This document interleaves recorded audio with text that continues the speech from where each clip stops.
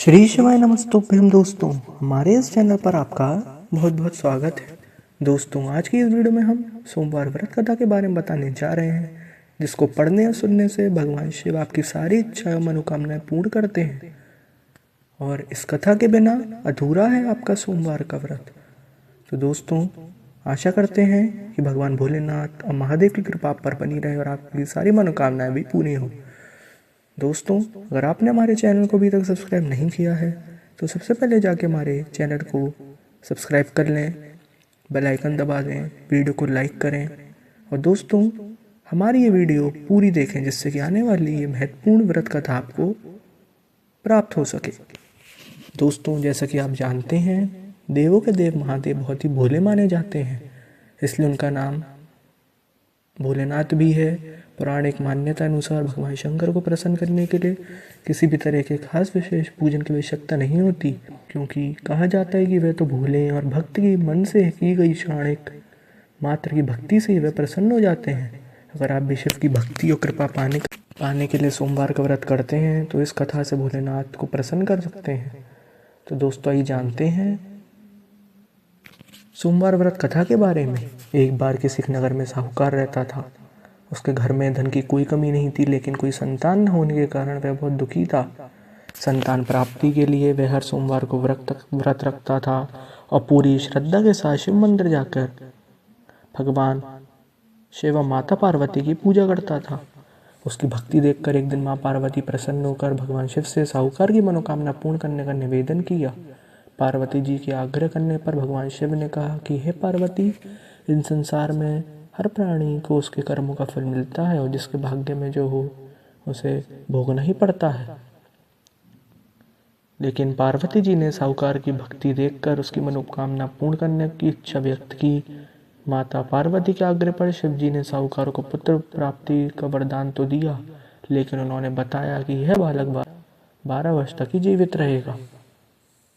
माता पार्वती भगवान शिव की बातचीत को साहूकार सुन रहा था, इसलिए उसे ना तो इस बात की खुशी थी और ना ही दुख। वह पहले की भांति शिव जी की पूजा करता रहा। कुछ समय के बाद साहूकार की पत्नी ने एक पुत्र को जन्म दिया। जब वह बालक 11 वर्ष का हुआ तो उसे पढ़ने के लिए काशी भेज दिया गया। साहूकार ने पुत्र के मामा को बुलाकर उसे बहुत सारा धन देते हुए कहा कि तुम इस बालक को काशी विद्या प्राप्त करने के लिए ले जाओ। तुम लोग रास्ते में यज्ञ कराते जाना और ब्राह्मणों को भोजन दक्षिणा देते हुए जाना। दोनों मामा भांजे इस तरह यज्ञ कराते और ब्राह्मणों को दान दक्षिणा देते काशी नगरी निकल पड़े। इस दौरान रात में एक नगर पड़ा जहां नगर के राजा की कन्या का विवाह था।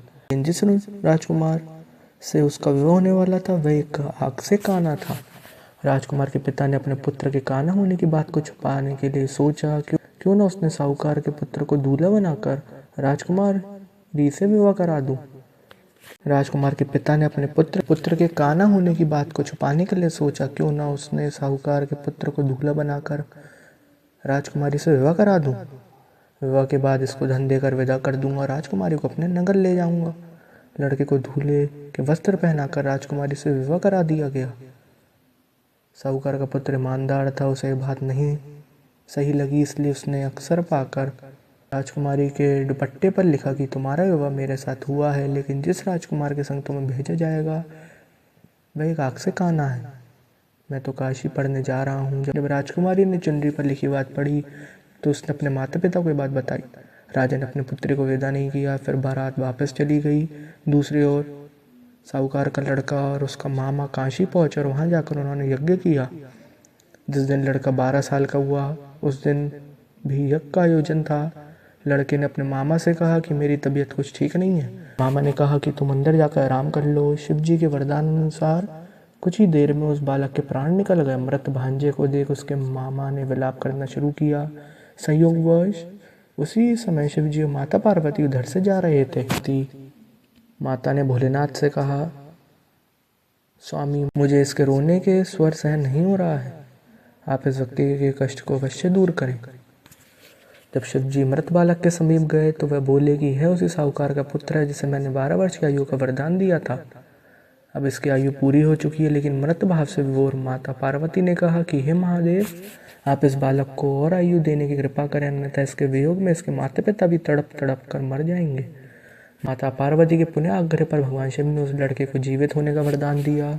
शिव जी की कृपा से वह लड़का जीवित हो गया। शिक्षा पूरी करके लड़का मामा के साथ अपने नगर की ओर वापस चल दिया।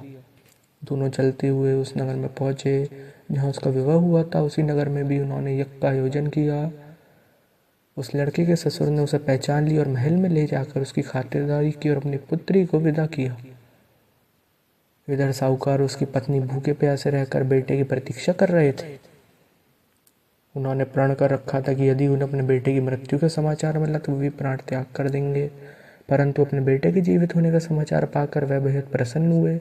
उसी रात भगवान शिव ने साहूकार के सपने में आकर कहा कि हे श्रेष्ठ जी, मैंने तेरे सोमवार के व्रत करने और व्रत कथा सुनने से प्रसन्न होकर तेरे पुत्र को लंबी आयु प्रदान की है। इसी प्रकार जो कोई सोमवार व्रत करता है या कथा सुनता या पढ़ता है उसके सभी कष्ट दूर होते हैं और सभी मनोकामनाएं पूर्ण होती हैं। तो दोस्तों, ये थी सोमवार की व्रत कथा। तो बोली शंकर भगवान की जय, माता पार्वती की जय। तो दोस्तों, ये जानते हैं सोमवार व्रत की पूजा विधि के बारे में। सुबह जल्दी उठकर स्नान करें, उसे साफ कपड़े पहनें, घर या मंदिर की साफ सफाई करें, शिवलिंग की पूजा करें और अभिषेक करें। शिवलिंग पर सफ़ेद चंदन लगाएं। भगवान शिव को भांग, धतूरा, बेलपत्र, आंकड़ा वैराग्य चढ़ाएं, घी का दीपक जलाएं, व्रत कथा सुने, भगवान शिव की आरती करें, भोग लगाएं। दिन में एक भारी भोजन करें। व्रत वाले दिन सुबह शाम दोनों समय शिव जी की पूजा करें। ऐसा करने से भगवान शिव की जातकों पर विशेष कृपा प्राप्त होती है और उनकी सारी मनोकामनाएं भी पूरी होती हैं। तो दोस्तों, आइए जानते हैं सोमवार के दिन करने वाले कुछ उपायों के बारे में जिससे भगवान शिव की विशेष कृपा आप पर प्राप्त होती है। पहला उपाय, यदि आप जीवन में धन से जुड़ी समस्याओं का सामना कर रहे हैं तो लाख कोशिशों के बाद भी धन का संचय नहीं कर पा रहे, तो सोमवार के दिन भगवान भोलेनाथ का पूजन करें। फिर रात के समय शिवलिंग के समक्ष घी का दीपक जलाएं और यह उपाय नियमित तौर पर 41 दिन तक करें। मान्यता है कि ऐसा करने से भगवान शिव अपने भक्तों पर विशेष कृपा बरसाते हैं और उनकी आर्थिक समस्याओं को दूर करते हैं।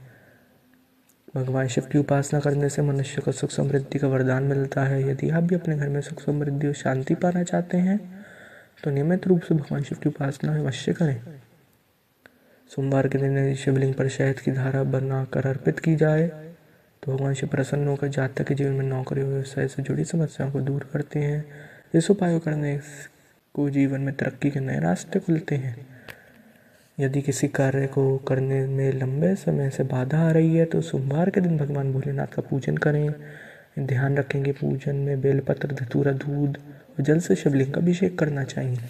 तो दोस्तों, ये थे सोमवार व्रत और सोमवार के दिन करने वाले कुछ उपाय। दोस्तों, आशा करते हैं कि सोमवार व्रत से रिलेटेड व्रत कथा, उपाय और पूजा विधि आपको पसंद आई होगी। दोस्तों, आशा करते हैं कि भगवान भोलेनाथ की कृपा आप पर बनी रहे और आपकी सारी मनोकामनाएं भी पूरी हों। दोस्तों, अगर आपने हमारे चैनल को अभी तक सब्सक्राइब नहीं किया है तो कृपया सबसे पहले जाके हमारे चैनल को सब्सक्राइब कर लें, बेल आइकन दबाएं, वीडियो को लाइक करें और ज़्यादा से ज़्यादा लोग को इसे शेयर करें। श्री शिवाय नमस्तुभ्यं दोस्तों।